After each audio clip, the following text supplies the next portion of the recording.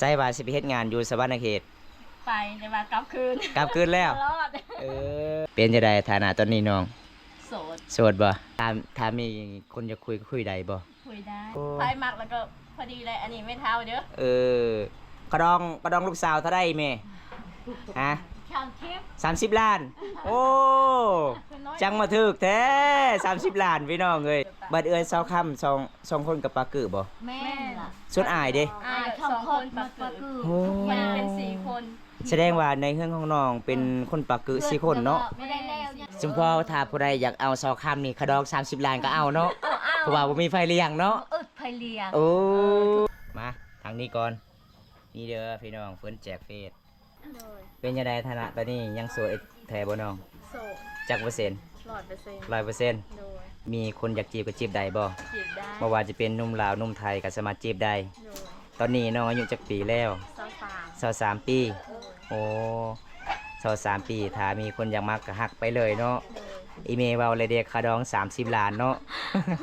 คาดองบ่แพง30 ล้านคาดองบ่แพงพอมีคนดูแลซอยแม่ว่าแม่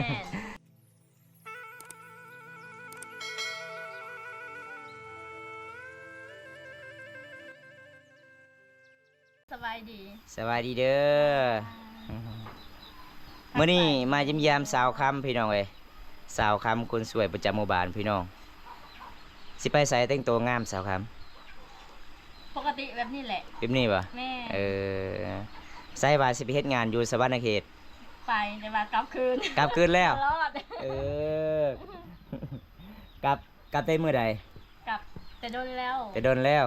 ไปใส่กับบ่บิดอีพ่ออีแม่นกลับไปหาเพิ่นคือเก่าอันนี้สาวคำเด้อพี่น้องสาวคำเฝ้ามังกรเพิ่นหากมาแต่เฮ็ดงานแต่สวรรณเขตพี่น้องเอ้ยเป็นจังได๋ฐานะตอนนี้น้องโสดบ่จักเปอร์เซ็นต์โสดน่ะ100%โอ้100%พี่น้องเอ้ยคนงามปานนี้เว้ายังโสดอีกพี่น้องถ้ามีคนจะคุยได้บ่คุยได้เนาะโอ้คุยได้พี่น้องเอ้ยน้องคำสาวเผามังกรพี่น้องติเดี๋ยวเขาว่าเอาถ้ามีเพิ่นเอาแหละจังซี่พร้อมเสมอพร้อมเสมอพี่น้องกินข้าวกินน้ำเลยบ่กินแล้วกินหันหยังมื้อนี้จำเจียวปลาแดกโอ้สมพองามเนาะอีแม่แล้วบ่ไอ้แม่บ่นี่บ่แม่เฒ่าไฟมักแล้วก็พอดีเลยอันนี้ไม่เฒ่าเด้อกระดองลูกสาวเท่าได้แม่ฮะ30 ล้านโอ้จังมาถึกแท้30 ล้านพี่น้องเอ้ยทุกอย่างลูกโดยบัดเอ้ยสาวค่ำ2คนกับปากือบ่แม่ล่ะส่วนอายเด้อาย2คนปากือ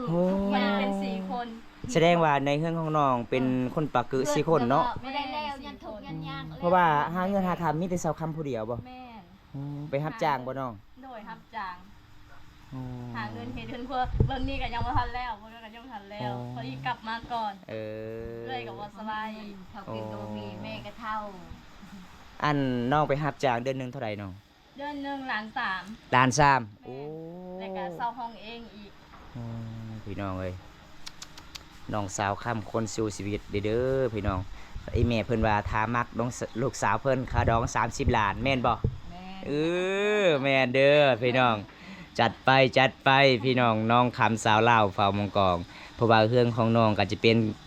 คนปักเกลือลายเลยพี่น้อง4คนแต่เอื้อย2อาย2โอ้ผู้หญิง2ชาย2เนาะคณะคาดองลายยันเขาเจ้าผู้บ่าวบ่มักแม่นบ่ก็เลยเอาคาดองถึกๆเนาะสวัสดีเด้อเสริมสีโฟดแสงสวัสดีเด้อเสมอสวัสดีเด้อครับที่เข้ามาติดตามรับชมเด้อมื้อนี้มายิ้มยามสาวลาวเผามังกรพี่น้องเอ้ยน้องคำคนงาม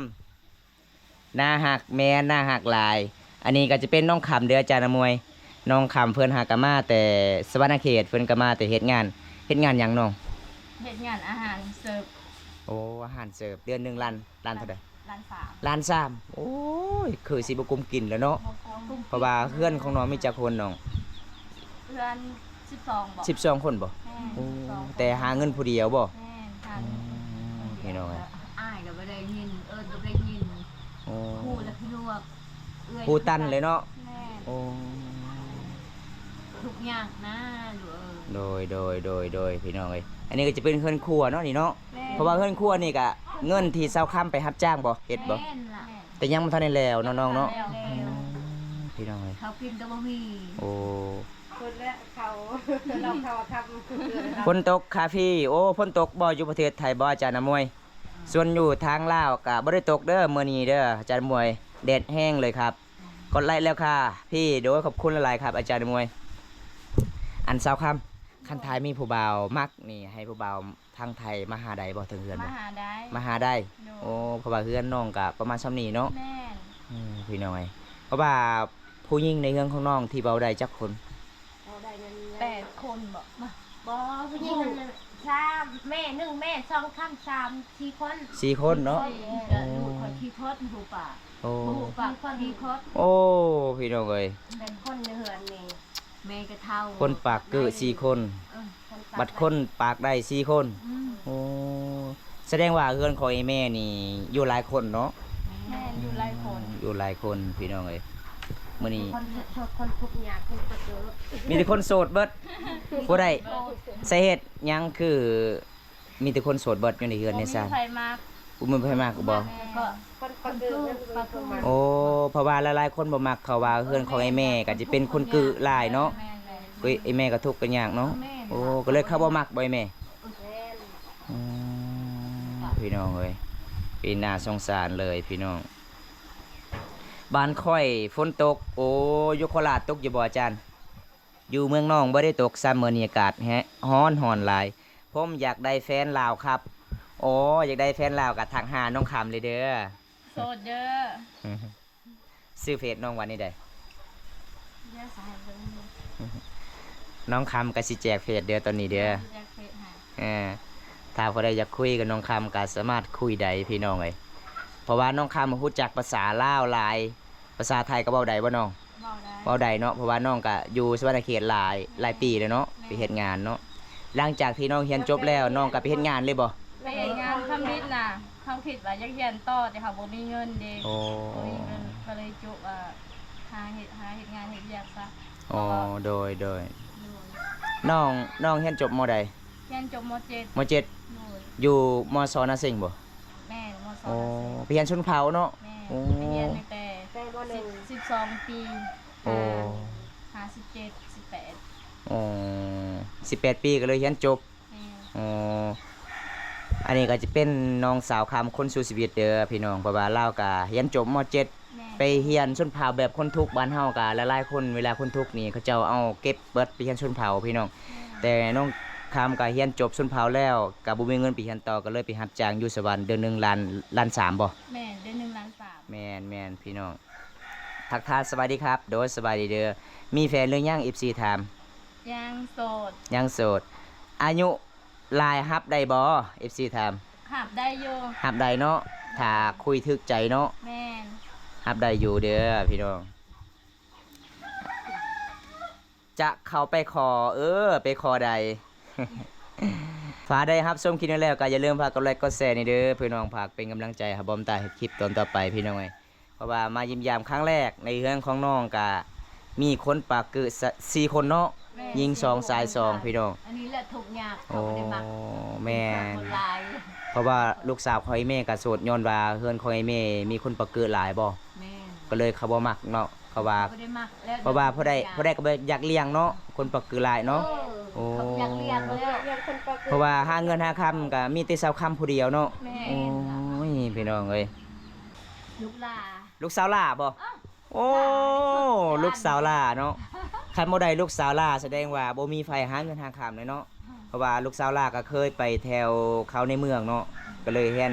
ก็เลยไปเรียนอยู่ในเมืองจบแล้วก็ไปรับจ้างอีก แม่ โอ้พี่น้องคนสู้ชีวิตอหลีพี่น้องเอ้ยขนาดบ่ เด็กเขาจะสอนลูกหลานน่ะสบายเฮ็ดนั้นเฮ็ดนี่แบบอยู่ที่เฮือนละล่าหั่นนะ เออ น้องพ่อแม่แต่อันนี่นะหาเองบ่ซื้อยาง แม่นดีละน้องเอ้ยเพราะว่าน้องก็เข้าใจวิถีชีวิตแบบชนบทบ้านเฮาเนาะ โดย แบบอยู่เฮือนอยู่ศาลบ้านเฮาก็บ่มีเงินบ่มีคำไปรับจ้างเนาะก็เลยไปเข้าอยู่เมืองพี่น้องเพราะว่าน้องคำก็คนสู้ชีวิตเด้พี่น้องเบิ่งนี่ เพิ่นสานเงินดีเพิ่นไปรับจ้างได้ เดือน1 ล้าน3แต่ยังบ่ทันแล้วบ่สภาพเพื่อนของเพิ่นนี่ประมาณส่ำนี้พี่น้องอ้ายก็เป็นเกือ2คนเอื้อยก็เป็นเกือ2คนเว้าบ่ได้พี่น้องเอ้ย นี่นะ ที่นั่นฝนตกบ่แม่นฝนตกทางนี้อากาศร้อนเด้อสวัสดีครับ สวัสดีเด้อครับ อันสาวคำเจ้าอายุจักปีแล้ว 23 23ปีนี่โอ้เพราะว่าน้องเรียนจบแต่ปี ปี2022 22โอ้2022เนาะเดี๋ยวนี้ก็ปี2025แล้ว โอ้23ปีนี้ถ้าพอได้อยากจีบก็สามารถเอาได้เลยพี่น้อง23ปี พร้อมเสมอ พร้อมเสมอ แล้ว บ่สาวคำ โดย อันสมมุติว่าคันผู้บ่าวพังไทยมักเจ้านี่ผู้บ่าวพังไทยหายไปอยู่ประเทศไทยได้บ่ ไปอยู่ได้ อยู่ใดเนาะ แม่ โอ้อยู่ใดพี่น้องเอ้ยเพราะว่าน้องก็เข้าใจอยู่ภาษาไทยเนาะ แม่แม่ โอ้พี่น้องน้องก็เคยเข้าวัดเข้าวาอยู่บ่ เคย เคยโอ้แสดงว่าเอาใดพี่น้องเพราะว่าน้องคำก็เคยไปอยู่ในเมืองเด้เพิ่นก็ไปรับจ้างซื้อเล่นซื้ออะไรครับ FC สื่อค ซื้อคำเนาะซื้อแท้ก็ซื้อคำซื้อเล่นก็ซื้อคำเด้อพี่น้องน้องลาวพี่น้องน้องสาวลาวเผามังกร ไปสู้คอเป็นแฟนตลอดชีวิตได้บ่คนงาม FC ถาม FC ถามเจ้า ไปคู่ไปสู้ขอเป็นแฟนตลอดชีวิตได้บ่ มาขอรถ มาขอ มาขอเผาอยากได้ผัวดิน่ะ นี่ เพราะว่าเจ้าทางอ่ะเสาคำมือได้สาวผัวทางนี้ก็เว่ายังบ่ได้ แม่น ไผมักขนาด แม่นเพราะว่าค่าดองอีเมลว่า30 ล้านเด้อ เอ้ยไปไหนแล้ว มื้อนี้มานั่งเล่นกับสาวคำคนสวยประจำหมู่บ้านพี่น้องเอ้ยใส่ว่าอีเมไปขายเฮ็ดมื้อนี้ไปขายเฮ็ดบ่ เออ ได้หลายอยู่บ่ ได้ไล่ได้ชาวพัด ได้20,000 เออ ไปขายอยู่เมืองไว้แม่ ไปขายอยู่เมือง ย่างเอา ย่าง ย่างบ่ ย่าง โอ้ มีรถมีรถ ล่ะ แม่ มื้อหนึงขายได้เท่าใดแม่ขายเฮ็ด เยอะที่ห่อก็ได้เชื่อ80 80,000กีบ เออ โอ้บางทีก็หมด ชื่อเขากิน โอ้ ตัวเด้เป็นตัวเด้ โดยบางมือก็เบิดบางมือบ่ได้เบิดเนาะขายเนาะ เออ แต่นี่หาเมืองจักหลักอีแม่ย่างเอา แหละแกแหละ 8 หลัก8 หลักเนาะกับไปกับมาเนาะ เออ 8 หลักโอ้ยไกลเติบ ย่าง อัน บ่ นี่ มีรถ แดดๆนี่เนาะ เออ โอ้เพราะว่าคันสิขายแถวบ้านเฮาผู้ใดก็บ่อยากซื้อแล้วเนาะเฮาบ้านนอกเนาะ เขาก็ยากเขาก็หาเอง แม่นมีแต่เขาย่างไปขายอยู่เมือง ย่างไปขาย โอ้ยพี่น้องเอ้ย เป็นหลัก อัน ทุกอย่าง FC ถามว่าเงินไทยเท่าใดครับค่าดองลูกสาวเจ้าเงินไทยเท่าใด30 ล้าน แต่ที่อุดัก ตก30กะตกอยู่20,000กว่าเลย30,000 30,000เนาะ30,000เด้อครับ 30,000 อันวันเพ็งทิศเขียวคอเพจคอลายสาวคำนี่เด้อฮะใส่ว่าสิแจกให้ FC มีพร้อมเสมอเด้อ อ่าเพราะว่าสาวคำอายุ23ปีกะผ่านกฎหมายเลยครับ เอาได้ครับผมถ้ามักกะทางนี้ก่อนนี่เด้อพี่น้องเพิ่นแจกเฟซ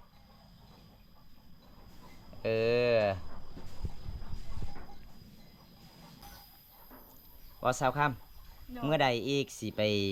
รับจ้างต่อ อาทิตย์หน้า อาทิตย์หน้าก็สิลงอีกโอ้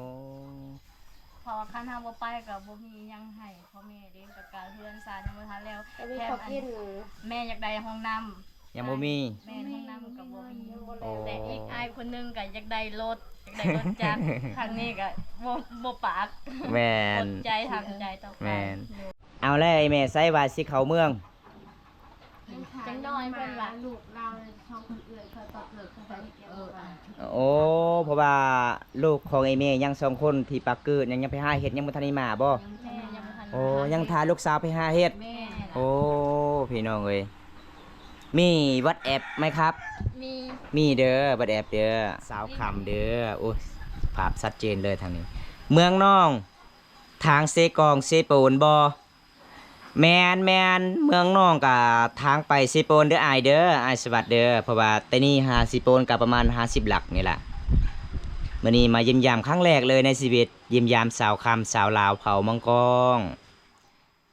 ว่าสาวคำ โดย อยู่ทางพุ่นก็จะเป็นเอื่อยบ่ แม่ เอื่อยผู้นี้เว้าใดบ่ รอได้ โอ้ โชว์เป็นไข่ตลอด เป็นไข่บ่ เป็นไข่ โอ้พี่น้องเอ้ย ยันโชว์เป็นไข่ เป็นเจ็บแล้วจังบ่มีผัว อ๋อ สูตรบัดซอง สูตรบัดซองเลย โอ้ย ใครที่มีเอื้อยปากใดเนาะ แน่ ผู้นี้เนาะบัดเอื้อยผู้ซองนั่นปากบ่ได้เลย แน่เว้าบ่ได้ ว่าบ่ได้เลย อันคนหนึ่งไม่ไม้เอ โอ้ ได้นางมากรรมการทาง พี่น้องเอ้ย ที่หัน เพราะว่าเอื้อยสองคนยังบ่ทันได้มาหาเฮ็ด แม่นเขาจะ ได้เฮ็ดแล้วก็ไปขายอยู่ในเมือง โดย เอ้า เอื้อยสองคนคือว่าบ่ได้สิขายจังใดใดเอา เขาบอกให้แม่ไปขายให้ โอ้มีแต่ไปหาอยู่ในป่าเนาะโอ้ยพี่น้องเอ้ย เราก็ย่างเราก็ไปผู้ชมคนนั้นเราไป เราไปบ่ขายเป็นอยู่บ่ ขายเป็นอยู่ โอ้เพราะว่าเคส บ ถ้า อกไม่ได้บัตรเครดิตเมอร์ เอามือ เอ สี่ อเอามือสี่บ่ เอามือเฮ็ดอันนี้นั่นน่ะเอามืออันนี้ละ10,000 โอ้เพราะว่าเคสในเมืองนอกเฮาเขาเจ้าก็บ่ได้โลภเนาะคนปากเกิดแบบเขาเจ้าฮู้หลายเนาะ แม่นะเขาเจ้าบ่ลงขยันบาป แม่นนะพี่น้องเอ้ยอันสบายดีสาวคำคนงามตาหักตาแพงแท้หวา ขอบใจเด้อพี่ยองนะ เออ สาวคำมาเก็บทุเรียนศรีสะเกษบ่ครับได้บ่ ได้บ่ได้เนาะ เดี๋ยวสิไป เดี๋ยวสิไปเด้ เฮ็ อ ดบัตรก่อนเด้อ เออ หาเงินเฮ็ดบัตรก่อน น้องมีพาสปอร์ตเลยบ่ ยัง ยังบ่ทันได้เฮ็ดเนาะ บ่มีบัญชีก็ยังบ่มี โอ้แม่นพี่น้องเพราะว่าน้องคำกับเว้าลาวได้เว้าไทยได้ เพราะว่าน้องคำก็เคยไปอยู่ในเมือง เพราะว่าเพิ่นก็เรียนจบชนเผ่าม.7 บ่มีเงินไปเรียนต่อก็เลย ไปรับจ้างอยู่ในเมืองพี่น้องไอ้เลี้ยงอ้ายเลี้ยงเอื้อยเลี้ยงแม่มีแต่ลาวผู้เดียวหาเงินไปรับจ้างมันสิกุ้มบ่พี่น้องเดือนหนึงล้าน3กีบพี่น้องเอ้ย ปากไม่ได้ชีคด สาวคำมีเพจแล้วบ่สาวคำมี2เพจบ่อ้าวมี2เพจบ่ FC ทาง แม่มี2เฟส มี2เฟสเด้ออ้ายสมยงอยู่ปากซี่ซื้อทักเนาะเลย400 ขอบคุณนะครับ407ทานครับที่เขามาติดตามรับชมเด้อ เดี๋ยวสิแจกเพจให้อีกเด้อ เออสาวคำสิแจกเพจสาวคำสิไปคอ200,000คำ1 บาทมาอยู่ศรีสะเกษได้บ่ครับ ได้ ได้เด้อเพจสาวคำภาษาไทยหรือเปล่าภาษาลาวภาษาอังกฤษเด้ออ้าย เต็มคำแก่บุญหลัก เอ็นคำแก้วบุญหลับภาษาอังกฤษเด้อตอนนี้อยู่ไทยโอ้อยู่ไทยบ่อ้ายมื้อใดสิมาเมืองน้องอ้ายมาเล่นถ้ามาเมืองน้องมื้อใดก็อย่าลืมทักหาบ่าวมุนตาเด้อเดี๋ยวบ่าวมุนตาสิพาไปเล่นสวัสดีครับค่ะบ่าวบุญตาโดยสบายดีเด้อฝากหัวใจโดยขอบใจเด้อสมใจสไฟเยอรมันโอ้เป็นคนเยอรมันเนาะจักปีแล้วแม่ โอ้ยแม่นี่ใช่ว่าเกือบ65อันนั้น65 จักปีแล้วเจ้า 70บ่ 70 ปีบ่โอ้ตอนพัวเสียปะประมาณจักปีอีแม่ตอนนั้นบ่อีแม่ตอนพัวเสียกะลูกสาวยังน้อยบ่ ยังยังน้อย นั่งได้ ชามชีพ โอ้โดยมีแต่แม่ผู้เดียวเลี้ยงลูกสาวเนาะ ป้าลูกป้าคือเด้ แม่น น้อยเด้ทุกอย่าง สมพ่อถ้าผู้ใดอยากเอาซอคำนี่ขะดอก30 ล้านก็เอาเนาะเพราะว่าบ่มีไฟเลี้ยงเนาะ ไผเลี้ยง โอ้ ทุกอย่าง พี่น้อง ยังซอย หาคนเลี้ยงซอย อีเมลซาวคำก็ใจดีหลาย ลูก เออพี่น้องไง ทุกอย่าง เคลก็หมดไปแล้วอายุ70 ปี เจ็บเด็กคู่มือเจ็บไข้บ่ได้ดีก็โตบ่ได้ดี โอ้โดยคันทาลูกสาวไปฮับไปเฮ็ดงานฮับจ้างนี่ก็อีเมลก็สิอยู่เหงาเลยเนาะ เงาแล้ว เพราะว่า ฮอดลูก แม่นมีลูกสาวผู้เดียวหาเงินหาข้ามน้อยแม่เนาะ ดียวลูกหลาน โอ้ เงา พี่น้อง แล้วอาหารกินก็บ่มี แม่น มันอย่าทุกข์ยากลูกเอ้ย มีแต่ขายเฮ็ดเลี้ยงลูก โอ้ โอ้ใครแต่มีลูกสาวค่ำเพราะว่าค่ำก็ใหญ่เป็นสาวค่ำไปหาเงินได้เนาะ ไปหาเงินได้แล้วไปรับจ้าง เพื่อนก็เว้าลาวได้เว้าไทยได้ เพื่อนไม่ได้เลวยังทุกข์ยากบ่มีเงิน โอ้พี่น้องเอ้ย ข้าวแต่เป็นกิโล โอ้ซื้อข้าวเป็นกิโลบ่ เออ กิโลหนึงเท่าใดก็เจ้าขายอยู่เมืองเฮา 8 กิโลหนึง18,000กีบโอ้หลังจากที่ขายเฮ็ดแล้วก็ซื้อข้าวไว้แม่ เออ โอ้ ข้าว อัน ปักบ่ได้เด้ลูก แม่น ลูกชายเด้ โอ้พี่น้อง เขาบ่ได้มักอันนั้นอ้ายกับปากกือ เอ้ยกับปากเกอร์โอ้ ถูกจดลูกเอ้ย สิเพราะว่าเพื่อนของอีแม่4คนเลยเนาะปากเกอร์เนาะ ที่ ลูกชายยังบ่ทันเอาเมียบ่ บ่มี บ่มีไผมักบ่แม่ ไปยังมาคนประเกิด เพราะว่าแต่อีแม่เลี้ยงลูกนั่นบ่มีไผไปซอยเลยบ่ลูกสาวกับลูกชายบ่คนปะกึ บ่มีไผ บ่มีเลยบ่ผู้ใหญ่ใจดีบ่มีไผไปซอยเลยบ่ บ่มีไผไปชอยเฮ็ดเอง เฮ็ดเอง ลูกปลาคือแล้ว อ๋อตอนนี้ลูกชายไปไสตอนนี้2คน ก็ไปชวนมันเลย ไปชวด อ๋อลูกชายไปสวนไปฮือ ชวด ไปฮือสวนไปฮือสวนไห้บ่ ชวดมัน ชวนมัน โอ้ บ่ได้เฮ็ดให้บ่ฮู้เลย มีแต่ลูกสาว2คนนั่นปะกึหันไปหาเฮ็ด ไปหาเฮ็ด ได้เฮ็ดแล้วก็ให้แม่ไปขาย ไปขาย โอ้หลังจากขายแล้วซื้อข้าวกิน โอ้ เป็นเงือกกิน พี่น้องเอ้ยเป็นน่าสงสารเลยพี่น้องเอ้ยคันสิถามเรื่องราววิถีชีวิตของไอ้แม่นี่ก็น่าสงสารเด้อเรือนของไอ้แม่ก็ประมาณซำนี้ล่ะพี่น้อง เป้า เอ้ย ไทยชิบใดบ่น้องสาวดากัน ยันหับบ่ได้ดอก อันนี้มีแต่ ยันเจ้าบ่มักนะ มีแต่น้องสาวล่าเด้งามที่สุดพี่น้อง แต่ไอ้แม่ก็ใจดีพี่น้องเอ้ยไอ้แม่ว่าคันทา 50เนาะ เออ เพียงแต่30 แม่นเพียงได้30ถ้าผู้ใดมักลูกสาวลาค่อยค่าดอง30 ล้าน เอาไปเลย ส่วนบำตัด อยู่ใส่ได้ไม่เท่าแบบนี้ค่ะไม่เท่าใจดีนะ แม่นส่วนบำตัดไปทายเซาเกตอีพอเซาเกตว่าค่าดองลูกสาวค่อย50 ล้าน เมื่อคนผัวเลย เอ้ยพี่น้องเอ้ย ค่าดองคนละแบบคนละสไตล์เลยพี่น้องคนละเฮือนมาแตกต่างกันค่าดอง 30ก็เอาไปเลี้ยงชอยคนปลาคือ แม่นพอมีคนดูแลเนาะลูกสาวเฮาก็ มันก็อาย อายเอ่ยน้องก็ คนประเกิดหลายคนพี่น้องเอ้ยโอ้ย ทาง พี่ ใด น้อง ก็ลูกที่ต้นก็ดีใจ แมนพี่น้องบ่สาวค โดย ำคันท้ามีคนเลี้ยงท้ามีคนดูแลแล้ว เจ้าสิไปครับ เจ้าสิอยากไปเฮ็ดงานอีกบ่ บ่ บ่เลยเนาะท้ามีคนดูแลเลยเนาะ คนดูแลถ้ามีคนเลี้ยงก็สิบ่ไปสิอยู่นำแม่ แมนพี่น้อง ตอนนี้ยังบ่มีคนเลี้ยงกะยังไปหางานต่อโอ้คันไทยท้ามีผู้ใหญ่ใจดีจากทางไทยเพิ่นอยากเฮ็ดให้ใบสปอร์ตน้องสิไปเฮ็ดได้บ่เวียกอยู่ประเทศไทยบ่ ไปได้ ไปได้เนาะโอ้เพราะว่าตอนนี้น้องยังบ่มีเงินสิไปพาสปอร์ตเนาะ แน่ ก็เลยข้ามบ่ได้ประเทศไทยเนาะ แม่ โอ้ เพราะว่าเงินเดือนกะล้านสามซื้อ ฟาร์ม คือสิบ่ได้เลยเนาะ เฮ็ดใบสปอร์ตพี่น้อง อาหารกิน ซื้อกระแปงแน่ซื้อเป็งนัวสิฝากเงินให้แม่แน่โอ้ยพี่น้องเอ้ยตอนนี้อ้ายของสาวคำต้องการรถอีก แม่ โอ้ยเงินเดือนล้านสามมันสิได้บ่รถ ได้รถจักรเก่าๆบ่เออพี่น้องเอ้ย มาความเล็กตัวใหญ่ เพราะว่าอายผู้ปะเกลือเลยไปใส่กันย่าง สองคนหั่น แม่สองคนก็ไต่ต้นเขาอยู่ได้ แม่น คิดอยู่แต่ว่าเฮ็ดหยังบ่ได้บ่มีเงินเด้ แม่นพี่น้องเลยมีแต่เจ้าผู้เดียวหาเงินเนาะ แม่น โอ้ยพี่น้องอันโสดบ่ FC ถามเจ้า โดยโสด โสดเด้อ FC ผู้นี้ว่าสาวคำอายุเท่าไหร่ครับ 23 23ปีเด้อครับ23ปีเด้อทักหาได้เด้อพี่น้องคอมเมนต์มาได้เด้อพี่น้องเอ้ยน้องคำสาวลาวพามังกองคนสู่ชีวิตอีกเลยพี่น้องเอ้ยผู้หญิงใจเกินร้อยพี่น้อง เพิ่นไปรับจ้างบ่ได้อยู่บ้านเลยเนาะเจ้าเนาะโดนๆเทื่อนึงกลับบ้านเนาะโอ้ โดนเธอนึงคิดฮอดแม่กลับมา แม่นเพราะว่าคันมีคนดูแลแล้วก็สิบ่อยากไปเลยเนาะ แม่น เพราะว่าเดือนหนึงก็ล้านสามมันคันสิบ่กุ้มเลยเนาะ แม่น ช่วงนี้บ่มีคนดูแลกันคันบ่ได้ไปก็บ่มีอีกเนาะก็เลยไป เงินซื้อๆกับบอกกับแป้งก็บ่มีเขาบ่ได้ไปหาเองนะ แม่นพี่น้องมาอยู่ไทยบ่ครับ14ถาม ไป ไปเด้อแต่ มีบัตรกันไป แม่นยังบ่มีบัตรพี่น้อง แม่ยังบ่มี บ้านน้องไปเฮ็ดเวียกนี่มีหลายคนบ่ไปเฮ็ดเวียกบ่ หลาย มีคนทางใดแน่ไปเฮ็ดเวียกบ้านน้องไปเฮ็ด คนอยู่เซโปนเมืองพีนแล้วก็อาสะพรจำ โอ้ พร หลายคนอยู่เนาะ แม่นหลาย หลายคนอยู่พี่น้องเพราะว่าเขาเจ้าก็กลับคือกันบ่ กราฟ กลับเลยเนาะ แม่ อ๋อพี่น้องมีแต่ผู้สาวหมดบ่ไปเฮ็ดงานเท่า สา นั้น วผู้สาว7 คน8 คนนี่แหละ อ๋อหลายอยู่เนาะ หลาย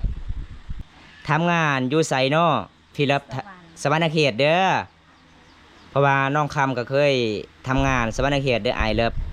น้องคำกำลังจากเรียนจบชนเผ่าแล้วมศชนเผ่าแล้วก็เพิ่นบ่มีเงินไปเรียนต่อเพิ่นก็ไปรับจ้างอยู่สวรรณเขตเพราะว่าเพิ่นก็เป็นลูกกำพร้าเพราะว่าเอื้อยกับปักกือ2คนอ้ายกับปักกือ2คนอันนี้ก็เป็นลูกสาวลา เด็ก ติเถอะ มีแต่สาวคำผู้เดียวหาเงิน เดือนหนึ่ง1,300,000 กีบ1,300,000 กีบโอ้ยคนสู้ชีวิตอีหลีเด้ เพื่อนก็บ่ได้แล้ว เพิ่นสาวคำว่าคันมี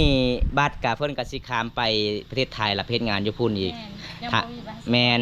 ถ้ามีคนดูแลแล้วเพิ่นก็สิบ่ไปแล้วเพิ่นว่า สิอยู่นำแม่ ถ้ามีคนบ่ดูแลเพิ่นก็สิข้ามไปไทยอีกมื้อหน้า เขาถามอยู่ว่ามาอยู่สวรรค์เจ้าบ่ได้คิดฮอดพ่อแม่คิดฮอดอยู่แต่อดใจ อดเนาะ แต่ แม่น สู้ชีวิตหาเงินแล้วก็มี 2,000 3,000แล้วก็ให้พ่อแม่ โอ้ ให้เอ้ยอ้าย โดยเป็นจังได๋ฐานะตอนนี้ยังโสดแท้บ่น้อง โสด จักเปอร์เซ็นต์ 100% 100% โดย โอ้คันถ้ามีคนอยากจีบก็จีบได้บ่ จีบได้ บ่ว่าจะเป็นหนุ่มลาวหนุ่มไทยก็สามารถจีบได้ โดย ตอนนี้น้องอายุจักปีแล้ว 23 23ปี โอ้23ปีถ้ามีคนอยากมักก็ฮักไปเลยเนาะ โดย อีเมลเว้าเลยเด็กคาดอง30 ล้านเนาะ ถ้าดองบ่แพง กระดอง 30ล้าน คาดองบ่แพงพอมีคนดูแลซอยแม่ว่า แม่น 30 ล้านเอาได้ได้ซื้อเฟซของน้อง เอ็มคำแกบุญหลับ เอ็นคำแก้วบนหลับเนาะ โดย บ่ได้อยากทักหาก็สามารถทักหาได้เพราะว่าน้องก็เขียนภาษาไทยได้บ่ ได้ ภาษาลาวได้บ่ ได้ เว้าลาวเว้าไทยได้เบิดโอ้เพราะว่าน้องก็เคยไปเฮ็ดเวียกเนาะ แน่น ก็เลยสามารถทักหาได้น้องคำสาวลาวเขามังกองเด้อพี่น้องอายุ23ปีนี้แล้วพี่น้องเพิ่นเรียนจบแต่อายุจักปี เรียนจบตอนอายุ18 18ปีเนาะเรียนจบชนเผ่าเนาะ โดย โอ้พี่น้อยเพราะว่าอีกทิศหน้าน้องก็ไปเฮ็ดงานต่อ แม่นคิดหน้าก็สิได้กลับแล้ว สิกลับสวรรค์แล้ว โดย เดือนหนึงล้าน3 เดือนหนึ่งล้าน โอ้ สาม ยพี่น้องเอ้ยถ้าผู้ใดอยากมักสาวคำก็สามารถทักหาใดเพราะว่าเพิ่นอยากมีคนดูแลใจ เพิ่นเปิดใจฐานะยังโสด100%พี่น้องเอ้ยสาวคำคนงามหมู่บ้านนี่ครั้งแรกในชีวิตมาเยี่ยมยามน้องคำก็บอกคิดคุยเด้พี่น้องก็